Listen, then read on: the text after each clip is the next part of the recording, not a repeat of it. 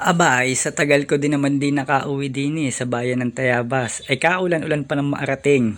Ay inabot pa ako ng gutom. Buti na lang nakita ko si Ate Ejin sa Timanapayan, sa palengke.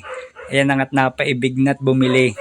Kagagala naman nakakita pa ng kamotik yung kay ate. Ay hala ate. At balote. At nang maiuwi.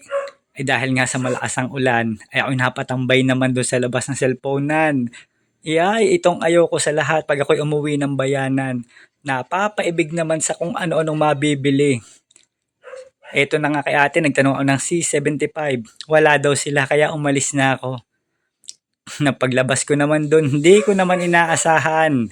Eto na naman, pag nakita ko si C75, nalaki ko na nakikita. Nasabi maganda nga daw at waterproof at dahil sa tag-ulan ngayon, nagpagpasok ko dito kay kuya. Sabi ko kuya patingin ng C75. Ay sa ganda naman pala. Nakakatuwa din. Tamang budget din lang. Hindi ka mahalan at siguro tatagal na to sa akin dahil dito sa amin masyadong maulan. At sa tuwa ko naman, hala kuya sige. Pakita mo lahat. Pagkatapos nung nagandahan na ako kuya, sige baluti. Umuwi ako ng sa amin.